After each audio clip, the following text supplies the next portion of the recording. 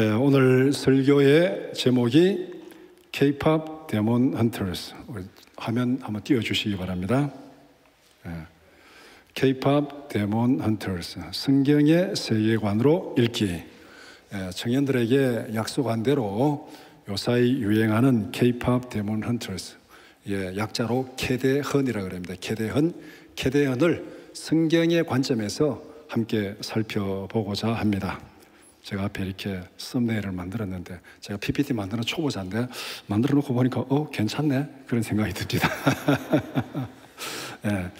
우리 에베소서 6장 10절에서 20절 우리 함께 읽었는데 12절 말씀 같이 읽겠습니다. 우리의 씨름은 혈과 육을 상대하는 것이 아니요 통치자들과 권세들과 이 어둠의 세상 주관자들과 하늘에 있는 악의 영들을 상대함이라. K-pop 데몬 헌터스, 이게 얼마나 지금 생활 속에 유행하고 있는지, 자, 이렇게 이제 쭉 아침에도 제가 몇 개 보여드렸는데, 이렇게 막 신라면, 새우깡 보태가지고 막 이게 많이 있습니다. 이것뿐만 아니고 10월 31일 날 모 일간지 문화면에 기사가 하나 딱 떴는데, 어떤 기사가 떴냐면은 미술판도 K-무속이 대세다. 미술판도 K-무속이 대세다. 그러면서 굿판이 열리고 막 시연하고, 그 다음에 서울시립미술관, 국립현대미술관 여기에서 막 굿판 벌리고 이 무속 이걸 전시하고, 거기에 젊은 세대들이 와와 몰리고 이런 난리라고 그런 문화면에 기사 같은 걸 봤습니다. 어떻게 보면은 대한민국이 전체가 지금 무속 공화국으로 변해가는 그런 느낌을 지울 수가 없습니다. 바로 K-pop 데몬 헌터스, 넷플릭스를 통해서 전 세계에 동시 공개된 애니메이션 영화입니다. 감독은 매기강, 한국 이름은 강민지입니다. 강민지. 한국계 캐나다인, 5살 때 캐나다로 이민 가가지고 캐나다 국적자입니다. 개봉일은 2025년 6월 20일, 제작자는 소니 픽처스 엔터테인먼트. 이게서 이제 넷플릭스에 공개한 영화의 K-pop 데몬 헌터스입니다.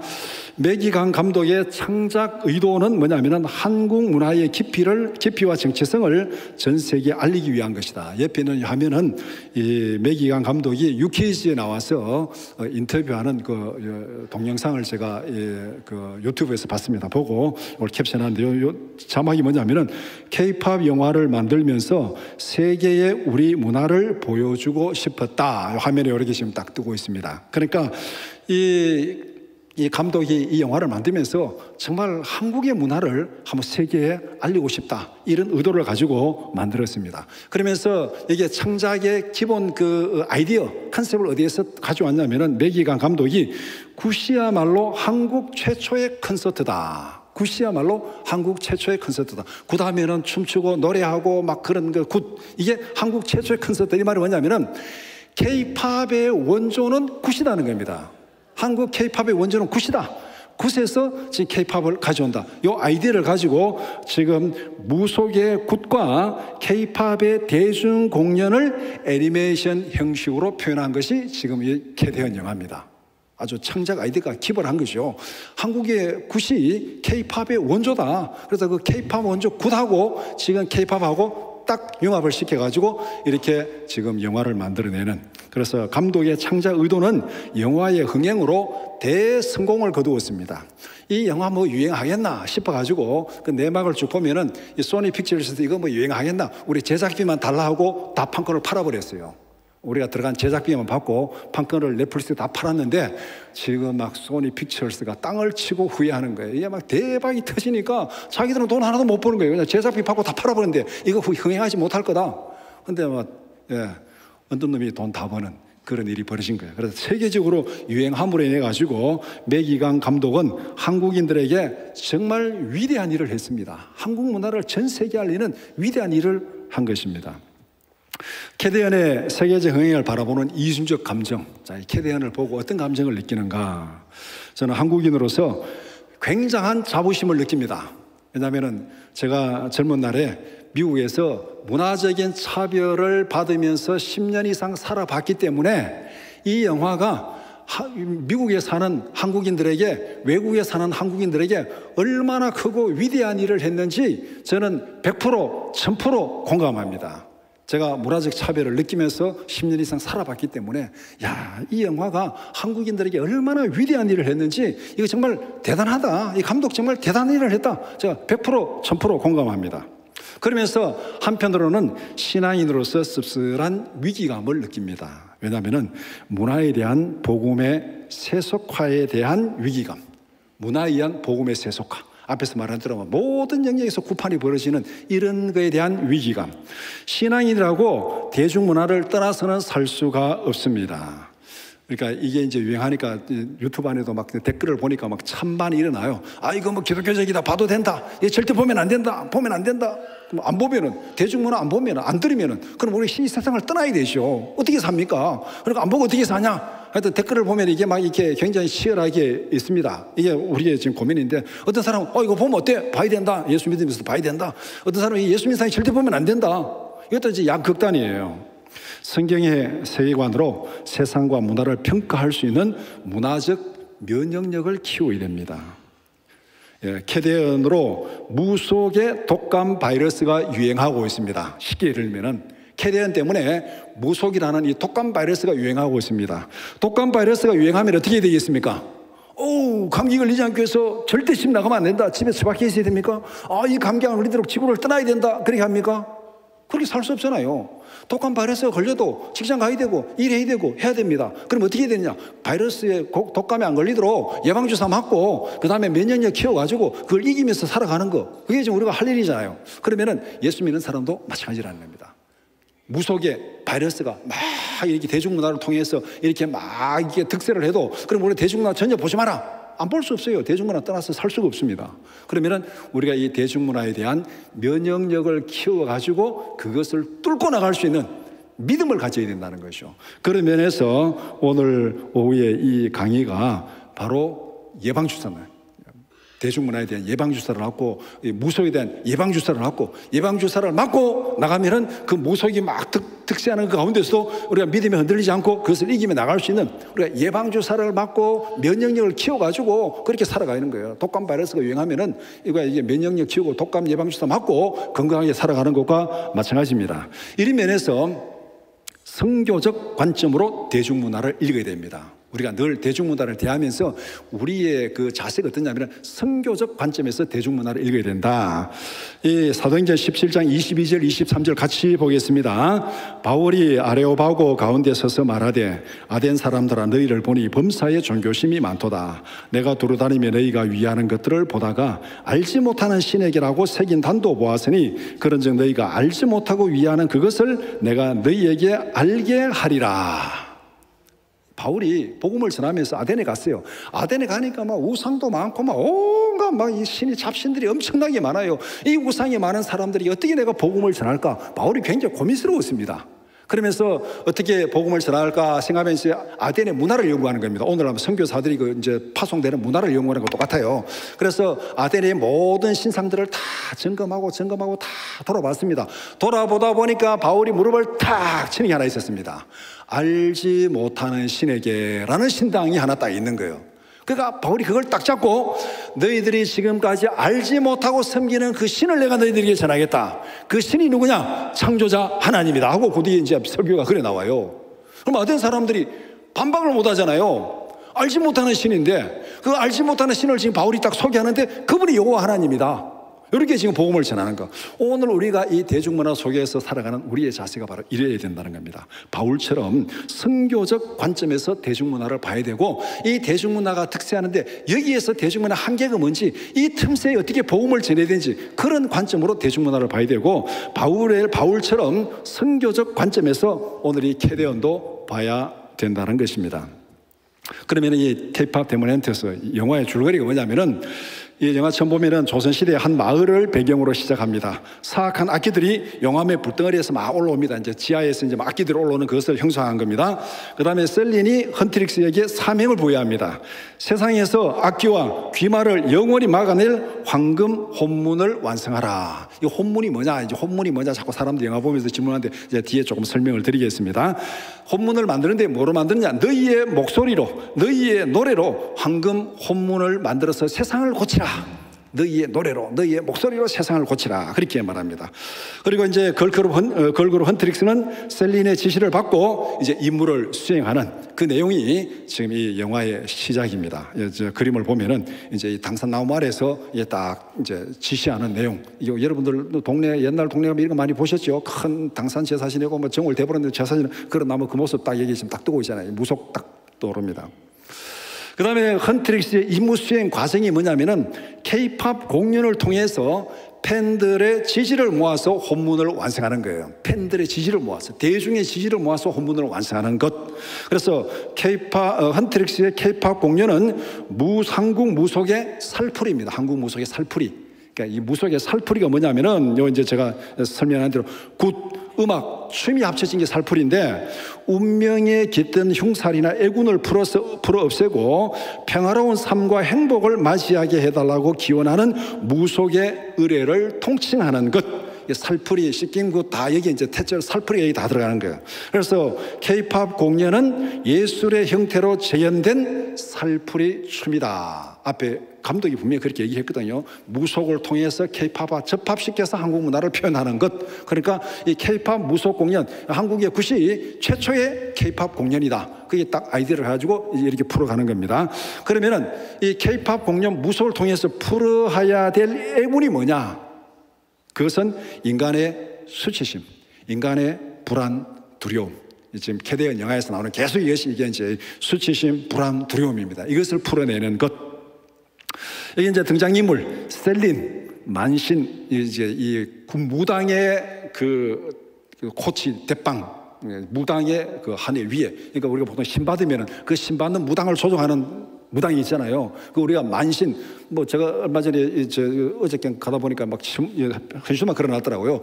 뭐 갓 신 받은 뭐 애기 동자, 뭐 황해 뭐 만신을 받은 뭐 애기 동자 예약 필수하고 막 현수막 걸어놨어요. 지금 나라가 그래요 지금. 그래서 그걸 이제 만신, 신어머니, 남자만 신아버지 그렇게 얘기를 합니다. 그래서 전직 악마 사냥꾼 헌트릭스의 멘토입니다. 헌트릭스가 무당이고 그 무당의 멘토, 이게 이제 만신.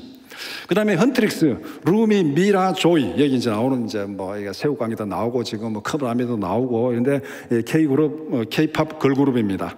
루미는 헌트릭스의 리더 겸 메인 보컬입니다. 이 반악마 혈통을 가진 주인공. 반악마 혈통을 가진 거. 그 쉽게 말하면 운명에 깃든 흉사를 가진 주인공이 루미예요. 그 다음에 이 루미의 사명은 혼문을 수호하고 황금 혼문을 완성하는 것. 이것이 지금 그 등장인물의 헌트릭스의 루미가 하는 일입니다. 주인공, 여자 주인공이에요. 그 다음에 남자 주인공 사자 보이스 5명인데 거기에 이제 주인공이 진우입니다. 진우는 귀마의 조정을 받아 혼문을 파괴하는 역할을 맡은 보이그룹의 리더입니다. 그러니까 이제 걸그룹 헌트릭스에 반대되는 개념으로 지금 이 사자 보이스, 이제 저승사자의 모양을 하고 나타나는, 귀마는 여기서 악마의 왕으로 그렇게 표현을 하고 있습니다. 그래서 진우는 악령 보이그룹의 리더 겸 메인 보컬이고 과거의 아픔, 가족을 버린 죄책감에 시달리는 악마입니다. 악마. 이게 원혼이에요. 400년 전에 죽은 원혼입니다. 이게 진우는 400년에 죽은 원혼. 지금 우리 옛날에 무속에 이제 막 원혼이 쉽게 말하면은 내세에 들어가지 못하고 지금 공중을 떠도는 막 원인 맺힌 원혼이 있잖아요. 원혼. 그게 진우예요. 지금 이게 진우. 귀마는 악마의 왕 마왕입니다. 사람들의 결점과 두려움, 여기서는 수치심, 자기혐오, 불안, 이것을 파고들어서 갈등을 일으키고 조정하는 데서 즐거움을 느끼는 존재. 인간의 영혼을 흡입해서 힘을 키워서 세상을 지배하려고 합니다. 그 다음에 캐대헌을 그럼 어떻게 해석할 것인가? 이걸 이제 어떻게 해석할 것인가? 진우의 마지막 장면, 제가 캡처해 놓은 이게 이제 진우의 마지막 장면인데 이걸 어떻게 해석할 것인가? 영화 안에 해석의 복선이 들어있다고 저는 생각합니다. 루미가 목소리가 깨어져 가지고 이제 치료받으러 한의원에 가는 장면이 나옵니다. 한의원에 가지고 이제 목소리 하고 보니까 한의사가 뭐라는 말하면은 부분을 치료하려면 전체를 이해해야 됩니다. 이런 말을 합니다. 부분을 치료하려면 전체를 이해해야 됩니다. 여기 영화 안에 나온 대사인데 바로 이게 이 영화를 이해하려면 전체를 한 부분을 보고 이해하는 건 그거는 이 영화를 잘못 이해하는 겁니다. 부분적으로 보면은 루미와 진우의 사랑 이야기입니다. 이 마지막 장면 사랑 이야기. 이건 분명히 사랑 이야기 맞아요. 영화가 대중적으로 흥행하기 위해서는 흥행의 보조독으로 분명히 거기에 딱 넣습니다. 그게 바로 러브 스토리예요. 어떤 영화를 보더라도 거기에 사랑 이야기 다 들어가 있잖아요. 전쟁 영화든지 무슨 마약 영화든지 무슨 조폭 영화든지 거기 보면 딱 러브 스토리가 들어가 있잖아요. 이게 영화의 흥행을 위한 보조 수단으로 거기 딱 항상 들어가 있습니다. 그러니까 이게 진우와 루미 사이의 사랑 이야기는 분명히 이게 틀린 건 아니지만은 어떻게 보면 영화 전체 대중적 흥행을 위한 보조 장치로 들어가 있는 겁니다. 그리고 어떤 사람들은 이 마지막 장면을 보고 가톨릭의 고해 성사, 기독교의 자기 희생적 사랑을 얘기하는 이 기독교적인 영화다, 이런 얘기를 하는 신부님 목사님들이 유튜브에 보니까 여러 분 계시더라고요. 참 신부님 목사님들도 참 답답하시다. 어떻게 이런 답답한 소리를 하고 있는가. 여기서 우리가 분명히 논리적인 오류를 하나 딱 찾아야 됩니다. 기독교는 자기 희생적인 사랑을 얘기합니다. 분명히 맞아요. 기독교는 자기 희생적 사랑을 얘기합니다. 반대로 자기 희생적 사랑을 얘기하는 건 다 기독교입니까? 이건 아니에요. 불교도 자기 희생적 사랑 얘기해요. 유교도 자기 희생적 사랑 얘기해요. 살신 성인, 이거보다 더 자기 희생적 사랑이 어디 있습니까? 그렇다고 불교도 기독교고 유교도 기독교입니까? 그럴 수는 없어요. 이런 논리적인 모순이, 기독교는 분명히 자기 희생적 사랑을 얘기합니다. 그러나 자기 희생적 사랑을 얘기한다고 다 기독교가 아니에요. 이게 자기 희생적 사랑 맞을 수 있지만은 그렇다고 이게 기독교적인 영화가 될 수는 없습니다. 제가 생각하는 자기 희생적 사랑의 가장 숭고한 모델이 뭐냐면은 엄마가 아기를 가슴에 품고 젖을 먹이는 그 모습이 저는 인간의 자기 희생적 사랑의 최고의 모습이라 생각합니다. 이 품이 안은 자식의 생명에 대한 사랑, 그리고 자기 젖을 아이에게 먹이는 그 자기 희생, 이게 정말 이 그림이 정말 자기 희생처럼, 성경에도 그래 얘기하잖아요. 젖먹이가 어린아이들 잊을지라도 나는 너희를 잊지 않는데, 이게 최고의 자기 희생 사랑이니까 하나님도 그걸 예를 들어서 얘기하고 있잖아요. 맞는데 그러면은 젖먹이는 어머니는 다 예수 그리스도입니까? 어머니가 아이에게 젖을 먹이는 그 모든 것은 다 예수 그리스도의 십자가의 사랑을 선포하는 겁니까? 아니에요. 이 논리적인 모순을 극복하지 못하면은 목사님들이 이 영화 보고 이거는 자기 희생적 사랑을 얘기하는 기독교 영화다, 이런 헛소리를 하게 되는 겁니다. 전체적으로 보면은 팬들의 마음을 얻기 위해서 무당과 악기가 K-팝 공연을 통해서 벌이는 구판입니다. 루미가 진우의 원한을 위로해서 풀어서 보내는 씻김굿이 이 장면이에요. 이 장면에 대사를 가만히 들어보면은, 두 사람 사이에 이 대화하는 것을 가만히 들어보면은 이 진우가 자신의 잘못을 사과합니다. 루미에게. 내가 잘못했다. 이게 그 소다팝, 그 다음에 요 아이돌스만 이걸 가지고 영혼을 훔친 거 내가 잘못했다. 이게 루미에게 사과해요. 그러니까 루미는 또 진우를 위로하고 공감합니다. 원혼이 자기 잘못을 사과하고, 그 다음에 무당인 루미가 진우를 이거 공감하고 위로하고, 그래서 진우는 자기가 루미가 찾아준 영혼, 자기가 이제 기마의 영혼을 뺏겼어요. 그런데 루미가 자기 영혼을 찾아줬다는 거예요. 자기가 자기에게 찾아준 자기 영혼을 루미에게 전달하고 진우는 떠납니다. 이게 정확하게 한국의 무속에서 시킨 것입니다. 원혼을 달래고 그 원한을 풀어서 보내는 것, 정확하게 시킨 것이에요, 이게. 그런데 이 무속을 모르면은 이게 무슨 고해성사니 기독교적인 자기 사랑이니 엉뚱한 소리를 하게 되는 겁니다. 전체로 보면은 이게 절대 그럴 수 없다는 겁니다. 그러면은 우리 K-팝과 한국의 무속을 둘이 딱 합쳐놨기 때문에 K-팝이 뭔지 무속이 뭔지를 기본적인 이해를 하고 이 영화를 봐야 우리가 이 영화의 내용을 알 수가 있습니다. K-팝의 중심 주제는 주체성, 자존감, 자기애입니다. 타인의 시선에 얽매이지 말고 자신을 있는 그대로 사랑하고 존중하라. 이게 K-팝에 나오는 전체 주제입니다. 이런 방탄소년단의 Love Yourself 시리즈, 너 자신을 사랑하라, 너 자신을 사랑하라. 이게 K-팝의 대세를 이루는 메시지입니다. 그리고 성장과 극복, 힘든 시련과 고난을 성장의 자극제로 삼아서 극복하라. 힘들지만 극복하라. 좀 노래를 보면 좀 대단히 좋은 거잖아요. 그 다음에 현실을 비판하는 사회적 메시지, 보편적 사랑과 이별, 그 다음에 단순한 음악을 넘어서 젊은 세대의 고민과 가치관을 반영하는 것이 K-팝이 다루는 그 내용 가사의 주된 메시지입니다. 그 다음에 젊은 세대가 가지고 있는 그런 보편적인 갈등이 뭐냐? 자아를 찾아가는 정체성의 혼란입니다. 외부적으로 정해진 성공 기준과 진짜 자기 모습이 뭐냐? 그래, 애 딱 낳으면 너는 뭐 의사가 돼야 돼, 너는 판사가 돼야 돼, 뭐가 돼야 돼. 외부적으로 막 그냥 뭐 어린이집부터 해가지고 너는 뭐 영어 유치원 가야 되고 뭐 무슨 뭐 애들 때부터 뭐 그래 하잖아요. 그러니까 그것부터 찌들려가지고 자기 진짜 모습하고 외부적으로 딱 강압된 이 기준된 성공하고 애들이 거기서 혼란을 겪게 되는 겁니다. 그래서 K-팝에서는 주체성, 자기애로 나타납니다. 너 자신이 뭔지를 바로 발견하고 너 자신대로 살아가라. 이걸 지금 K-팝에서 굉장히 강조하는 거예요. 그러니까 젊은 세대들이 거기에 호응을 하고 막 이게 지지하는 겁니다. 그 다음에 불안한 미래와 현실의 어려움, 취업난과 불평등. 여기서 함께 이겨낼 수 있다는 희망과 용기의 메시지로 위로합니다. 우리는 함께 이길 수 있다. 힘들지만 이길 수 있다. 그 다음에 관계 속의 외로움과 소통의 어려움. 여기서 우리 함께를 굉장히 강조합니다. 완벽주의와 경쟁사회 압박, SNS를 통한 끊임없는 비교를 하니까 거기에 대해서 계속 이렇게 이제 자기 어떤 참 압박을 느끼는, 그래서 불완전한 자기의 모습도 괜찮다. 러브 요셀프로 위로로 나타나는 거예요. 괜찮아. 너 그래도 괜찮아. 이게 이 젊은 세대들의 어떤 그 정서를 달래는 그런 모습들입니다. 그러면은 헌트릭스, 여기서 퇴마사입니다. 퇴마사 등장한 K-팝 아이돌. K-팝 아이돌은 젊은 세대의 내면적 갈등을 당당하게 표현하여 팬들에게 정서적 해방감과 위로를 주는 것. 이게 지금 이 헌트릭스가 하는 노래. 이 대표적인 노래가 골든입니다. 골든. 지금 노래가 지금 전 세계적으로 난리인데 이 노래가 대표적인 이 노래입니다. 그래서 이 대중문화의 치명적인 오류를 여기서 보여주는데, 수치심과 두려움을 인정하고 드러내는 것을 선이라고 생각하고 드러내는 것을 치유라고 생각합니다. 내 안에 감추고 있고 억누르고 있는 이것을 인정하고 드러내면 이게 선이고 이것이 치유라고 생각하는데, 숨겨온 병을 드러낸다고 해서 그것이 치유가 됩니까? 살인죄를 계속 숨기고 도망 다니다가 야 힘들어 못 살겠다, 내가 이제 난 사람을 죽였다, 나는 살인했다, 이거 자수하고 자수하여 광명 찾자, 자수하고 그렇게 나오면은 그 도망 다니는 그 불안은 없어졌죠. 그러면 내가 이제 살인죄 내가 다 공개했다, 그러면은 무죄가 되는 겁니까? 무죄가 안 돼요. 마음의 압박과 고통은 거기서 이제 풀어지고 이제 힐링을 받았지만은, 그러나 죄가 없어지는 거 아니에요. 이걸 착각하면 안 되는 거죠. 인정하고 자백하는 것과 용서받는 것은 다른 거예요.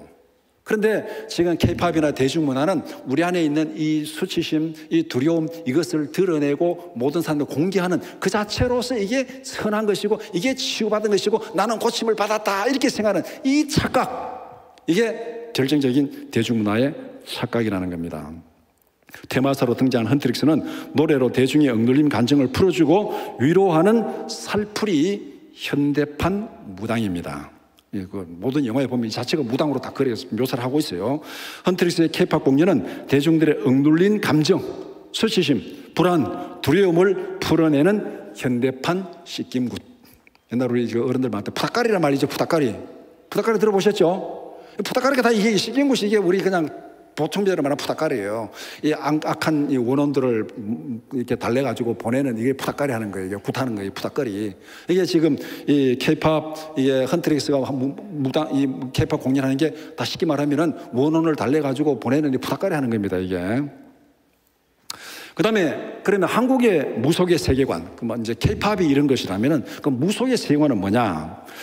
무속의 세계관의 기본적 구도는 기본적으로 천상계, 지상계, 지하계 이 세 수로 딱 나눕니다. 천상계는 하늘, 천궁, 만물의 생사복과 우주 질서를 주관하는 최고의 영역, 천신, 한울림, 일월성신, 칠성신, 이런 것들이 존재하는 영역이 천상계라 그럽니다. 지상계는 인간 세계, 무당이 굿을 통해서 중지하는 무대가 지금 이 지상계, 이것이 지금 여기에 무당이 활동하는 영역이 여기입니다. 인간이 살아가면서 천상과 지하의 영향을 받는 곳, 지상계는 여기에 영향도 받고 여기에 영향도 받습니다. 여기에서 이제 무당이 중재를 하는 거예요. 그래서 인간, 자연 정령, 여기 산신, 용왕, 선왕신, 당산신, 여기 다 지금 여기 존재하는 겁니다. 그래서 이 위로부터 이게 이제 신이 지상으로 내려와가지고 이게 영향을 미치는 게, 우리가 쉽게 예를 들면요, 선녀. 한국의 전래동화에서 나무꾼과 선녀에서, 선녀는 어디서 온 겁니까? 하늘에서 왔죠. 하늘에서 옥황상제의 딸이 뭔가 좀 잘못해가지고 지상으로 쫓겨나가지고 너는 지상에 가가지고 어떻게 인간하고 결혼할지어다. 이게 지금 이게 위에서 쫓겨나는 게 선녀예요. 그러면은 이 선녀의 대척점에 있는 지하에서 이 인간계로 올라온 신은 뭡니까? 처녀귀신, 구미호. 전설을 따라서 구미호. 이게 선녀와 나무꾼, 그 다음에 구미호, 이게 천상계 신이 지상으로 내려오고 지하의 신이 지상으로 와가지고 활동하는, 이게 지금 이 무속에서 말하는 이겁니다. 그러니까 여기서 이제 이 지상계, 무당이 중재하는 영역, 그 다음에 지하계가 저승, 명부, 죽은 영혼이 머무는 곳, 명부신, 조상전, 여기에 원기, 잡기, 여기 다 있어요. 이게 원기, 잡기, 이것들이 계속 땅으로 올라와가지고 사람을 괴롭힙니다. 그런데 이것을 못 올라오게 딱 막는 게 있어요. 막는 거. 못 올라오게 막는 방패를 만들어서 지하에 있는 악기 원원들을 못 올라오게 막아라. 그 방패가 뭐냐? 캐대언 영화에서 그게 혼문이에요. 혼문. 앞에서 말한 혼문이 뭐냐? 지하에 악기 원원들이 올라와가지고 사람을 괴롭히는 그 못 올라오게 막는 방패. 그 방패를 만들어가지고 황금 방패를 만들어서 절대 악기들이 못 올라오게 해라. 이게 지금 황금 혼문, 혼문이라는 게 바로 이 방패입니다. 그 다음에 무당의 역할, 신과 인간의 중개자 및 해결사 역할을 합니다. 매개, 접신을 통해서 천상계와 지하계의 영들과 소통하는 것, 산자에게 해를 끼치는 원기나 잡기의 사정을 들어주고 원한을 풀어서 달래거나 실력으로 쫓아내는 것, 여기서 원기, 잡기, 사정을 들어주고 쫓아내거나 달래서 보내는 것. 그러니까 달래서 보내는 방식이 가장 중요한 전통적인 방식입니다. 이걸 우리가 식김굿, 천도굿 그렇게 원합니다. 원한을 풀어서 보내는 것. 그러니까 불교에서도 천도제, 사람이 죽으면 이 원한을 풀어가지고 극락왕생하게 만든다는 이 불교의 천도제, 똑같은 얘기, 이게 지금 무속이나 불교나 지금 다 거기에 짬짬이 해가지고 그렇게 되는 겁니다. 그 다음에 이 한국 무속에서 퇴마, 요새 이제 뭐 이 드라마 같은 퇴마사는 많이 나오는데 악기를 파괴하는 행위가 아니에요. 퇴마사는 여기도 이제 칼 들고 막 캐대에서 칼 들고 하는데 악기를 파괴하는 게 아니에요. 현대적 퇴마의 개념은 무당이 모시는 강력한 신령의 힘을 빌려서 악기를 위협해서 강제로 쫓아내는 것, 겁을 줘서 쫓아내는 거예요. 그래서 악기를 위협할 때 무구를 사용합니다. 그때 신칼, 방울, 부채, 작두무당 올라가서 하는 거예요. 여기 보면 신칼 딱 들고 있잖아요. 신칼. KDN 영화에 신칼 들고 있는 거예요. 그러니까 퇴마사가 악기를 겁을 줘가지고 쫓아내는 그 역할을 할 때 지금 이 무구를 사용하는 겁니다. 그 다음에 무속의 영적 문화적 특징이 뭐냐면은 위계의 질서를 가진 다신적 신관입니다. 무속은 하나의 신을 믿는 것이 아니라 위계의 질서를 가진 수많은 신을 인정하는 다신교적 성격을 가진다. 기복적이고 범신론적입니다. 현세적이에요. 극히 현재 이 세상에서 부귀영화를 찾는 것, 그다음 모든 자연물에 신령이 있다는 것, 이게 지금 이제 무속의 신관이고, 그 다음에 문화적으로 혼합주의입니다. 싱크리티즘, 혼합주의. 모든 외래 종교를 흡수해서 한국화하는 특징을 보입니다. 불교와 융합해가지고 이런 내용들, 유교와 융합해가지고 조상신 숭배, 오늘날 기독교에도 이 무속화 영향을 너무나도 많이 받은 것들이 많이 있습니다. 그런데 분명한 것은 성경은 다신론과 혼합주의를 철저하게 배격합니다. 다신론과 혼합주의 철저하게 배격합니다. 제1계명, 너는 나 외에 다른 신을 내게 두지 말라. 1계명 따위야. 제2계명, 어떤 형태의 새긴 우상을 만들지 말고 어떤 형태의 우상을 만들거나 거기에 절하지도 말라. 1계명, 2계명. 성경은 확실하게 다신론을 배척하고 혼합주의를 배척하고 어떤 형태도 만들지 말라고. 이게 한국의 무속은 싱크리티즘, 혼합주의 다 수용해가지고 이것도 좋고 저것도 좋고 다 수용하는, 이게 한국의 전통적인 이 무속의 세계관입니다. 그러면은 여기에서 이제 수치심, 불안, 두려움, 이걸 이제 쫓아내는 건데, 캐대언 영화에서도 수치심, 불안, 두려움은 인간의 보편적인 속성입니다. 이건 누구나 다 가지고 있는 거예요. 이 영화에서만 보편적인 속성을 얘기하기 때문에 이 영화가 전 세계적으로 유행을 하는 겁니다. 어느 특정한 사람 같으면 유행이 안 돼, 이게. 모든 인간이 다 가지고 있는 게 수치심, 불안, 두려움입니다. 아담과 하와부터 시작됐습니다. 하나님과 같이 되려고 하나님의 명령을 어기고 반역했습니다. 창세기 3장 4절 5절 시작. 뱀이 여자에게 이르되 너희가 결코 죽지 않으리라. 너희가 그것을 먹는 날에는 너희 눈이 밝아져 하나님과 같이 되어 선악을 알 줄 하나님이 아심이니라. 여기서 이제 반역이 딱 시작 된 거예요. 자기가 하나님 되려고. 그 다음에 범죄한 후에 두려움, 수치심으로 하나님을 피해서 숨었습니다. 창세기 3장 8절에서 10절 같이 시작. 그들이 그날 바람이 불 때 동산에 거니시는 여호와 하나님의 소리를 듣고 아담과 그의 아내가 여호와 하나님 낯을 피하여 동산 나무 사이에 숨은지라. 여호와 하나님이 아담을 부르시며 그에게 이르시되 내가 어디 있느냐. 이르되 내가 동산에서 하나님의 소리를 듣고 내가 벗었으므로 두려워하여 숨었나이다. 벗었으므로 두려워하여 숨었나이다. 수치심과 두려움, 이게 인간이 가지는, 아담 이후에 인간이 가지는 보편적인 속성입니다. 캐데언에서도 마찬가지예요. 이 영화에 루미가 여자 주인공이 루미인데 악기를 쫓는 테마사입니다. 루미는 반악마적 존재입니다. 헌터. 악기를 쫓는 이 테마사지만은 악기의 문양을 가지고 태어난 반악마적인 존재입니다. 그러니까 수치심을 가지고 있어요. 헌터로서 악기의 문양을 철저하게 숨겨야 됩니다. 철저하게. 헌터인데 악기 문양을 가지고 있으면 이게 안 되니까 철저하게 숨기는 그 수치심을 숨겨야 돼요. 그 다음에 여기에 두려움이 있습니다. 악기의 문양이 자신의 존재의 이유인 목소리를 계속 파괴시킵니다.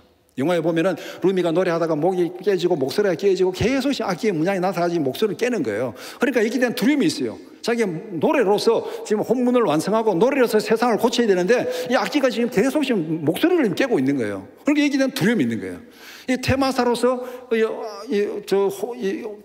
여기서 영화에서 패턴이라는데 이 악기의 이 패턴을 가지고 이걸 숨겨야 되고, 그 다음에 이 악기가 계속 자기 목소리를 깨니까 여기에 대한 두려움이 있는 겁니다. 그럼 고민의 해결책이 뭐냐? 악기를 완전히 퇴치하여 자신의 수치심과 두려움으로부터 자유를 누리고자 하는 것. 그런데 악기를 쫓아내는 자기 모순을 범합니다. 지금 루미도 반악마적 존재예요. 자기 아버지는 악마고 자기 어머니는 헌터예요. 그 반악마적 존재예요. 반악마적 존재가 악마를 쫓아내는 게 자기 모순이잖아요. 그래서 이거는 인간의 근원적인 모순을 드러냅니다. 자기 구원, 자력 구원, 이게 인간의 근원적인 모순, 이게 드러내는데, 근데 영화에 보면은 이 루미가 그 테이크 다운이라는 노래를 못 부릅니다. 끝까지. 그 노래만 부르면 목이 갈라지고 그 노래를 못 불러요. 이 테이크 다운이 뭐냐면 악마를 찢어버리고 악마를 파괴하는 그 노래인데 이 루미가 그 노래를 끝까지 못 부릅니다. 자기가 악마적인 존재이기 때문에. 그 다음에 진우, 이 불안, 수치, 두려움, 귀마의 노예입니다. 400년 전에 가족을 버렸다는 죄책감에 시달리는 원혼입니다. 이 원혼이 지금 지하에서 좀 지상기로 와가지고 사람을 괴롭히는 거예요. 고통스러운 기억을 지우기 위해서 귀마와 은밀한 거래를 합니다. 악기의 문양이 자기를 삼켜서 영원히 귀마에 놓이게 됩니다. 귀마하고 거래를 해가지고 목소리를 받습니다. 목소리를 받는 대신에 자기 몸에 악기의 문양이 딱 생깁니다. 근데 이 문양이 자기를 삼켜가지고 귀마의 노예가 됩니다. 그러다 보니까 오히려 자기가 귀마의 노예가 되고 자기 가족은 더 나빠지고, 영화에 보면 자기 가족은 더 나빠지고, 그래서 자기가 가족을 버렸다는 그 죄책감에 계속 시달리는 거예요. 그러면은 이 고민의 해결책이 뭐냐? 사람들의 영혼을 훔쳐서 귀마에게 바침으로 자신의 고통스러운 기억을 지우는 거예요.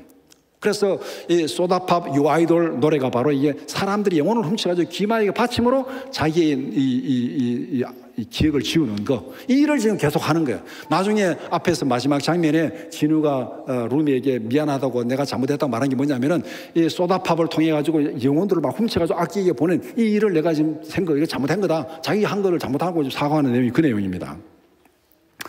그 다음에 K-팝의 메시지, 젊은 세대의 고민과 갈등을 전하고 있습니다. 진정한 자아를 찾아가는 정체성 혼란에 시달리고 있고, 불안한 미래와 현실적 어려움에 시달리고 있고, 젊은 세대의 고민과 갈등이죠. 관계 속의 외로움과 소통의 어려움에 시달립니다. 완벽주의와 경쟁사회 압박에 시달립니다. 문제 해결책이 뭐냐? 자신을 사랑하고 우리 연대 팬덤의 힘으로 문제를 극복하자. 억압된 감정을 인정하고 드러내는 것을 선으로 생각하고 치유로 생각해요. 앞에서 말한 대로. 그러니까 우리가 다 인정하고, 우리 잘못된 거 인정하고, 우리가 힘을 합치면 우리 힘으로, 연대로, 팬덤으로 인정하고 드러낸다고 치유되는 것이 아닙니다. 위로받는 것과 치유되는 것은 전혀 다른 것입니다. 숨겨온 병을 드러낸다고 가족들로부터 위로는 받겠지만은 그 위로받는다고 그 병이 없어지는 거 아니에요. 위로받는다고 병이 없어지는 거 아니잖아요. 그러니까 드러내고 위로받는 것하고 치유하고 이걸 혼동하면 안 돼요. 그러니까 지금 대중문화 K-팝은 이걸 혼동하고 있습니다. 우리가 드러내고 막 숨기려고 막 하니까 힘들잖아요. 힘든데 우리가 다 이제 커밍아웃하고 드러내고 나 이제 다 드러냈다 마음 후련하죠. 카타르시스가 있습니다. 후련합니다. 그렇다고 근본적인 문제가 해결된 건 아니에요. 이게 해결로 착각하고 이걸 구원으로 착각하고 이게 구원이라고, 그러니까 그게 막 대중문화에 와 하고 따라가는 거예요. 그게 구원이 아니에요. 그게 마음의 시원함은 있지만은 그게 구원은 아닙니다. 그러면 치명적인 약점을 극복하려는 루미의 시도, 모든 힘은 자신의 완전함과 팬들의 지지로부터 온다, 이게 결정적으로 잘못된 거예요. 이게 뭡니까? K-팝과 캐대언의 근본적인 구도는 뭐냐면 자력구원입니다. 자력구원. 우리가 구원한다, 우리가 우리를 구원한다, 자력구원이에요. 모든 힘은 자신의 완전함, 그 다음에 팬들의 지지, 이것만 있으면 우리는 세상을 고칠 수 있다. 내 힘으로 사람들을 모으면, 이게 지지자를 모으면 나는 구원받을 수 있다. 이게 가능합니까? 그러면 예수 믿을 필요 없어요. 사람들만 모으면 돼요. 사람들 모으면 구원받습니다. 이게 지금 대중문화와 캐대언의 치명적인 잘못이 여기에 있습니다. 완벽한 공연과 노래로 황금 혼문을 완성하라, 이게 구원의 완성인데, 팬들의 지지를 얻기 위해서 헌트릭스와 사자 보이스 사이의 K-팝 공연 굿입니다. 여론 전쟁을 벌입니다. K-팝의 주제곡 골든, 두려움과 수치심의 극복 과정을 노래하고 있습니다. 첫 번에 숨겨온 자신의 과거에서 벗어나는 과정을 얘기합니다. 그 다음에 두 번째는 궁극적 목표 달성에 대한 희망, 황금 혼문을 완성할 것이다. 그 다음에 세 번째, 자신감과 승리에서는 두려움과 거짓을 극복하고 황금빛으로 빛날 것이다. 우리가 이렇게 어려움을 극복했고 우리에게는 이런 소망이 있고 우리는 승리한다, 이 노래를 쫙 하는 게 골든이에요. 그러니까 이 노래만 들으면은 사람들이 와 대단하다, 이 노래만 떼놓고 보면은 이거는 정말 굉장한 대중적 호소력을 가지고 있습니다. 그래서 지금 노래가 지금 빌보드 100에 지금 계속 1등하고 뭐 8주 연속 1등하고, 그 다음 뭐 미국의 유명한 가수가 신곡을 발표하는 2주 뺏겼다가 다시 또 1등에 또 복귀했어요. 이만큼 이 노래로는 전 세계적으로 흥행을 하고 있습니다. 그런데 여기서 우리가 분명히 알아야 될 것은 앞에서 말한 대로 이게 치유가 아니라는 겁니다. 유튜브 보면 어떤 사람, 미국의 어떤 사람은 이 골든을 찬송가에 넣어야 된다, 찬송가에 넣어야 된다. 자, 이런 헛소리를 또 하고 있습니다, 이게. 그러니까 숲속에서 멋있는 나무를 보고 정신이 팔려서 길을 잃으면 안 돼요. 우리가 숲속에 들어가 나무 한 그루 보고 야, 이 나무 대단하다, 정말 멋있게 생겼다 하고 거기서 길을 잃어버렸어. 그러면 안 돼, 이게. 그러니까 영화에서 길을 잃어버리면 안 돼. 골든 노래 하나 좋다고 거기에 정신이 팔려가지고 길을 잃으면 안 돼. 이는 결국은 무당 살풀이 하는 게 살풀이 하는 거. 그래서 이 영화에서 골든은 결국은 완성되지 못합니다. 이 골든 노래를 해가지고 우리는 이 어려움을 극복하고 그 다음에 구원에 대한 소망이 있고 우리는 승리할 것이다 노래를 딱 하지만은 이 영화에서 골든이 완성되느냐? 완성되지 않습니다. 결국은 골든이 파괴됩니다. 이것은 인간의 한계를 그대로 드러내는 겁니다. 자력 구원의 한계를 이 영화에서도 그대로 드러내고 있어요. 골든이 열광을 하지만은 결론은 골든이 완성되지 못합니다. 골든이 깨어집니다. 부서집니다. 황금 혼문을 완성하려던 루미의 계획은 그래서 실패합니다. 불가능한 기준과 정체성을 부정하는 거짓에서 출발했기 때문에 이미 인간이 자기의 완전을 드러내는 게 불가능한 일이에요. 루미는 반악마적인 존재로 태어났는데 그것을 옷으로 가린다고 그게 가려집니까? 자기 반악마적인 존재가 가려지잖아요. 그걸 가려가지고 자기 완전함을 드러내는, 이것도 지금 불가능한 데서, 그 다음에 자기 정체성을 부정하는 거짓에서 출발했기 때문에 이 사명은 실패할 수밖에 없습니다. 약점을 숨기고 완벽해야 된다는 압박감 때문에 소리가 파괴됩니다. 이 목소리로, 이 노래로 세상을 고치라는데 목소리가 파괴돼요. 마지막 공연에서 자기의 거짓이 드러나고 공연이 실패합니다. 골든 마지막 공연 빡 하는데 막 이 목소리가 자기 거짓이 다 드러나고 막 전기가 내려가고 막 공연 딱 실패합니다. 황금빛 혼문은 눈앞에서 깨어지고 루미의 계획은 실패합니다. 루미가 완벽한 공연으로 완성하려던 혼문은 그럼 도대체 뭐냐?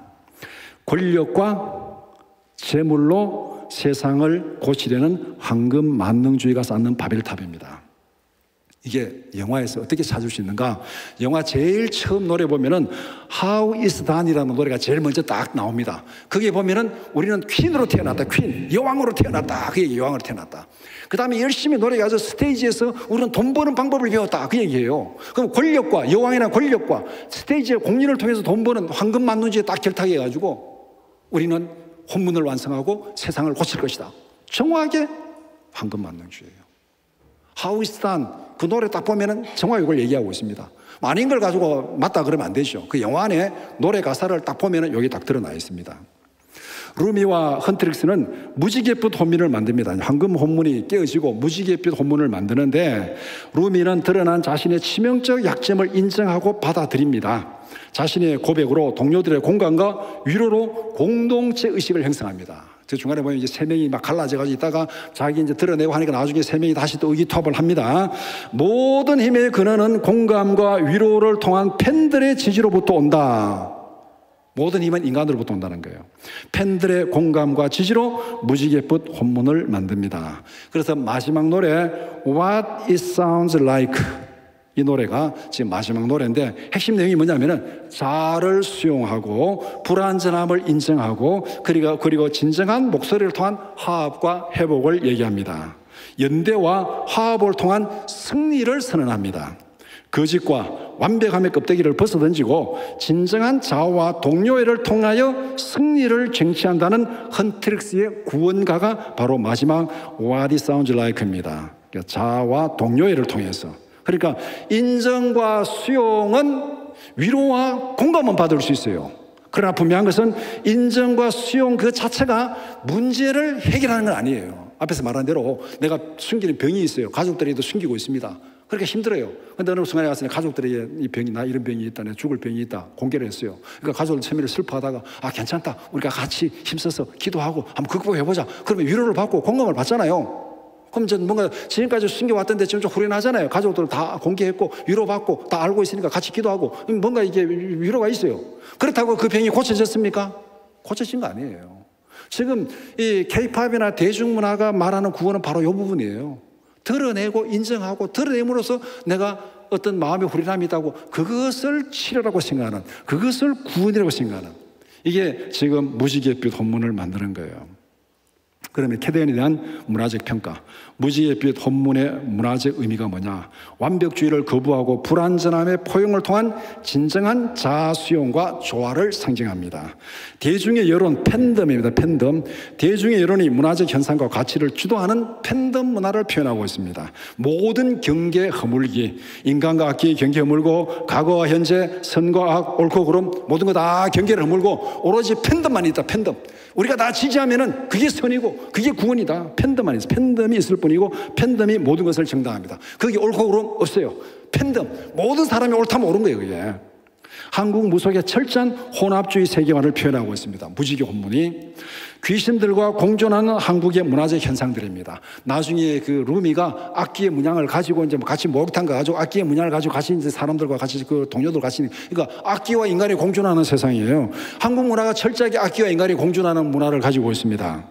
귀신들과 공존하는 한국 문화의 특징, 전보기, 토정비결, 태길, 손 없는 날, 고상, 조상숭배, 굿, 동제, 부적. 우리가 지금 다 이 속에 살고 있잖아요. 우리 한국 문화는 전적으로 이게 지금 악기와 공존하는 문화입니다. 이사할 때도 다 이게 날 받아가지고 해야 되고 지금 다 귀신과 같이 살아가잖아요. 귀신과 같이. 캐델에 나타난 포스트 모더니즘의 문화적 현상. 여러분 이런 건 조금 어려울 수 있는데 거대 서사, 메타 나레이티브의 해체와 다원적 가치관을 인정한다. 거대한 이야기를 파기하고 로컬 나레이티브, 작은 얘기를 한다 이 얘기입니다. 그리고 문화적 혼합성과 경계 허물기, 유동적 정체성과 정체성의 재해석, 자아는, 나라는, 존재는 고정된 것이 아니라 상황에 따라 유동적이다. 이런 사상이 성정체성 젠더 이슈가 나타나게 만듭니다. 나는 어제의 나가 아니고 나는 항상 변할 수 있어. 나는 남자로 태어났지만 여자가 될 수 있어. 난 여자로 태어났지만 남자가 될 수 있어. 그러니까 그냥 막 성정체성, 내가 오늘 여자라면 여자가 되는 거고, 이게 지금 포스트 모던 문화적 현상입니다. 모든 경계를 다 허물어요. 남자 여자 경계 허물고 뭐 창조시서 허물어버리고 내가 그냥 주장하면 팬덤이 있을 뿐입니다. 내가 주장하면 그래 되는 거예요. 그러니까 여기서 성정체성, 동성애도 여기서 다 드러나는 이 포스트 모던의 사상적 배경이 바로 여기에 있습니다. 포스트 모더니즘의 모순, 모든 경계를 지워버린 팬덤 문화가 오히려 경계를 만들고 세상을 분열시키고 소통과 자아 발견을 방해하는 억압적 구조를 만들고 있습니다. 다 경계 지우고 팬덤이 존재할 뿐이다. 그런데 오늘 우리나라가 지금 팬덤 문화에 얼마나 지금 물들어 있습니까? 개딸 아니면은 얘기가 안 되죠. 그렇죠? 정치하는 사람도 개딸 안 맞으면 막 잡혀 찍어가지고 막 그냥 박살냅니다. 얘기가 안 돼. 또 태극기 아니면 또 얘기가 안 돼. 이게 팬덤 문화예요. 팬덤 문화가 오히려 경계를 지우고 팬덤 문화가 오히려 분열을 시키고 팬덤 문화가 세상을 방해하고 자기 정체성 국회의원도 자기 소신을 말하지 못해. 개딸의 의견과 틀리면 자기 소신을 얘기하지 못해. 이게 자아를 억압하는 구조를 만드는 거예요. 이게 포스트 모던 문화의 모순입니다. 창조 질서를 부정하고 우리의 힘이 팬덤이 이게 선이다. 그 팬덤이 더 억압적인 구조를 만들고 더 분열을 시키고 더 경계를 만드는 이게 바로 인간의 모순을 그대로 드러내 보여주고 있습니다. 하나님 없는 팬덤 문화의 특징이 그대로 드러납니다. 인간 스스로의 힘으로 구원을 이루려는 바벨탑 문화입니다. 황금 호문은 팬들의 지지로 세우려는 통일성, 황금색은 하나의 색깔, 하나의 성, 통일성의 황금 호문을 만들어야 한다. 이거는 인간의 객관적 이성이 지배하는 모더니즘의 문화를 상징합니다. 인간의 객관적 이성이 지배하는 모더니즘의 문화. 무지갯빛 호문은 다양성의 바벨탑입니다. 무지갯빛은 색깔이 여러 개잖아요. 지금 우리 저 동성애 주장하는 사람들 다 무지개 옷 입고 막 무지개 이 다양성을 다 포용하는 거예요. 이거는 인간의 주관적 감성이 지배하는 포스트 모더니즘의 문화를 상징합니다. 모더니즘과 포스트 모더니즘. 인간의 객관적인 이성이 지향하는 절대 어떤 그 기준과 포스트 모더니즘 감성이 주관적인 감성이 주장하는 다양성 이 둘 사이의 문제인데 이것이 이성이든 감성이든 인간에 의한 자기 구원의 메시지입니다. 내가 나를 구원하겠다는 거예요. 이 자기 구원 메시지는 벗어나지 않습니다. 이게 황금 혼문이든 무지개 혼문이든 모더니즘이든 포스트 모더니즘이든 결국은 메시지가 뭐냐? 자기 구원입니다. 그러면은 하나님을 떠난 세대의 특징이 뭐냐? 하나님을 떠난 세대의 특징.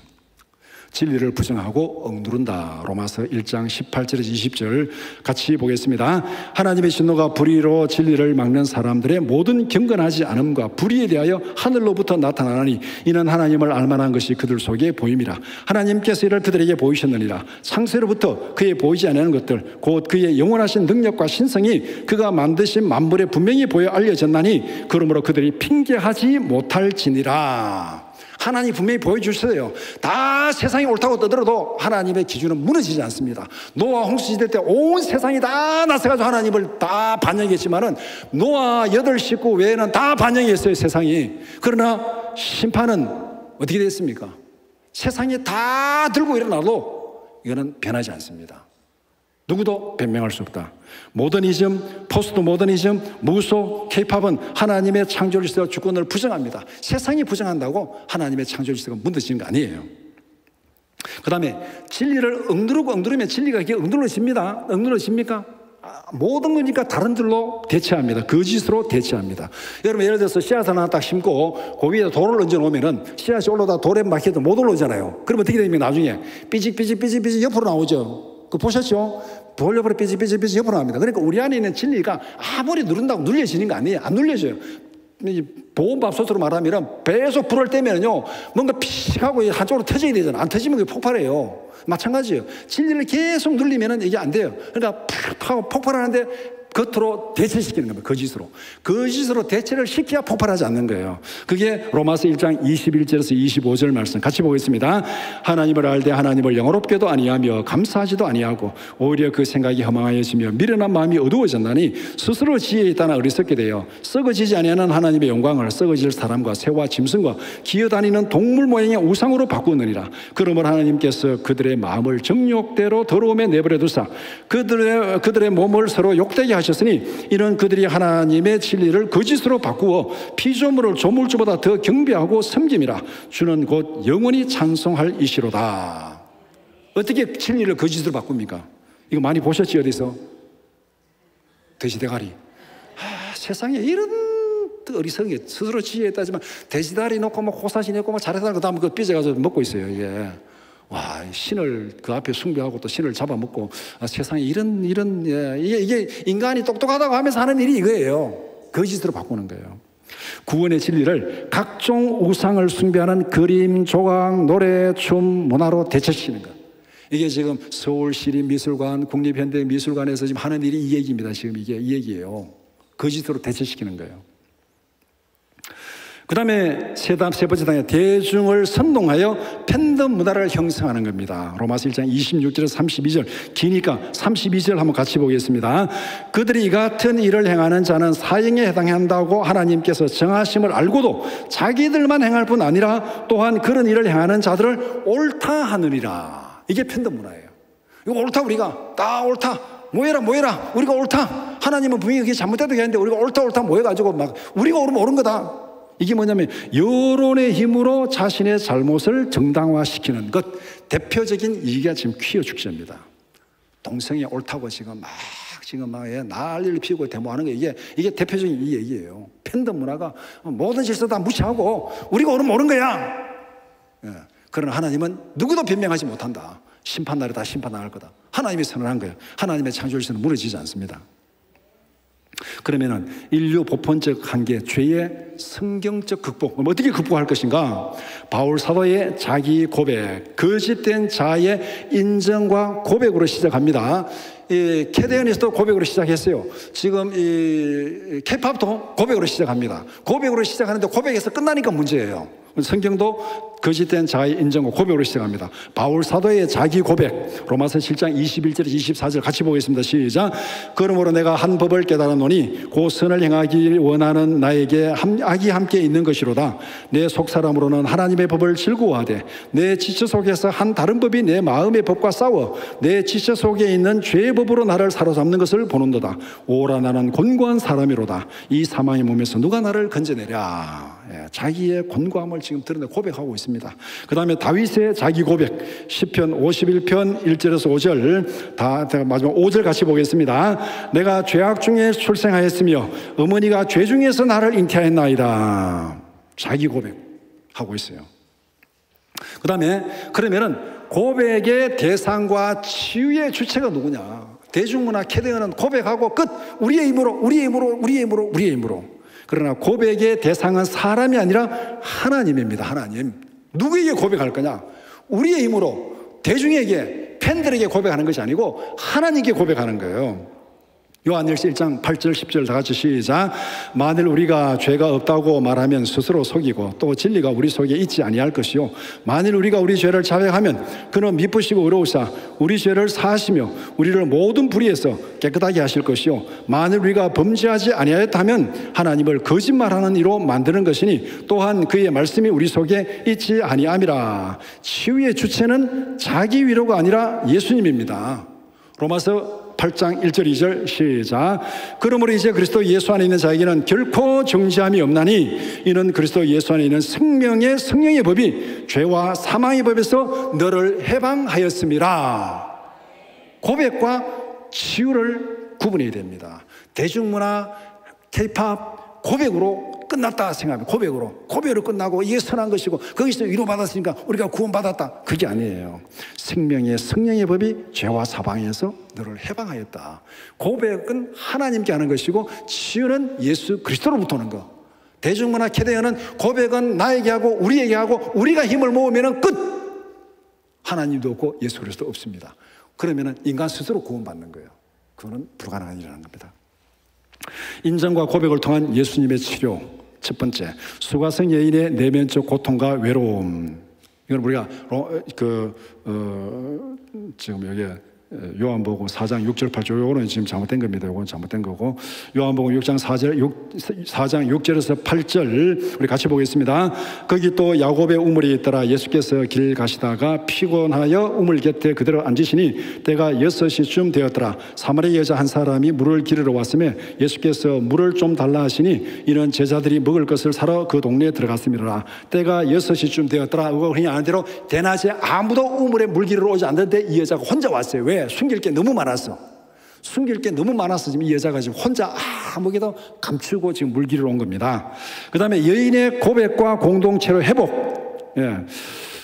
요한복음 4장 16절에서 18절 다 같이 시작.